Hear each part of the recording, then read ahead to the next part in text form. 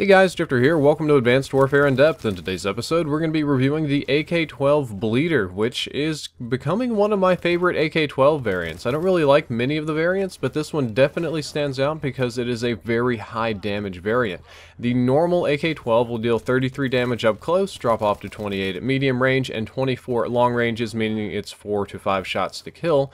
The Bleeder, however, will deal 33 up close, 33 at medium range, and 28 at long ranges, meaning that it has an overall damage increase at 2 of the 3 ranges, and it is the highest damage AK12 variant. Actually deals higher damage than the AK12 R.I.P, quite surprisingly. Now, they do have the same shots to kill. Both the AK12 R.I.P and the AK12 Bleeder will both be 4 shots to kill at every single range. However, the AK12 Bleeder deals slightly higher overall damage, therefore making headshots useful up to medium range. Headshots are actually useful pretty much all over the board with the AK12 Bleeder, which means that you can get 3-shot kills at medium ranges if you get 1 headshot. That's not too difficult to do given the lower recoil, and it's an overall very, very good weapon for those longer ranges. However, it does have a very major downside that turns a lot of people off to it, myself included. The normal rate of fire for an AK12 variant is 720 rounds per minute. That's after the frame rounding. However, the Bleeder only fires at 600 rounds per minute after the frame rounding, and that is a very noticeable decrease.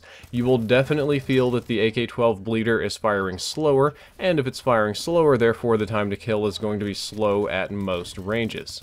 On top of that, it is also the slowest firing AK12 variant, just by far the slowest firing AK12 variant. So if you don't like slow firing guns, you probably won't like this one. One of the benefits to a slower fire rate is you have less effective recoil. That doesn't mean that it kicks less or it's coded to have less recoil, but you're just shooting less often, so it has the same amount of kick per shot, and with less shots per second, it's going to kick and drift upward slightly slower, so you do have slightly less effective recoil. It's not quite the same as the AK12 R.I.P, which has a flat accuracy buff, but it is something nice to consider, and there are no other performance penalties. I'm primarily comparing it to the AK12 R.I.P because it's the only other high damage AK12 variant, but that one has 8 less rounds in the magazine, which is very frustrating to deal with. This one has a normal full magazine. As a matter of fact, in this gameplay, I've been running it with extended mags just because I like to spray at people, and it's very nice that it has no other performance penalties other than the rate of fire, which is honestly a rather substantial one.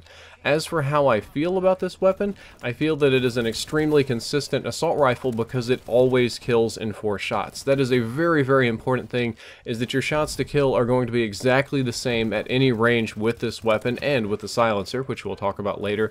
And it doesn't really feel like an AK12 variant. It almost feels like a lower damage DMR. It feels kind of like Black Ops 2 if I were running the FAL with the full auto attachment and maybe a silencer to hurt the range a little bit. It feels more like an accuracy weapon and less like a true proper, spray and pray kind of assault rifle, though it is very bad up close. It is miserable at close quarters combat, and I would highly recommend that you not use it up close. However, it is very good at long range combat. It'll outperform most of the weapons in the game in long range combat as long as you're accurate, all of the fully automatic ones. So if you can find an area where you can put your enemies at a distance and keep them at a distance, it will be very, very effective.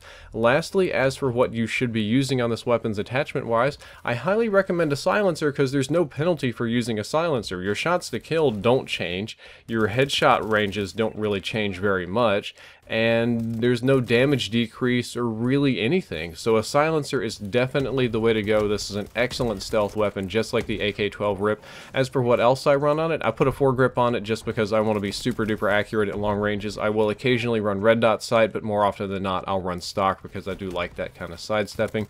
Guys, that is all for this episode of In Depth. I hope that you enjoyed it, and I hope that you learned something useful. If you did, don't forget to like, favorite, and subscribe. The previous episode was on the M1 Irons royalty, and the next episode I gotta keep secret for now. Drifter out.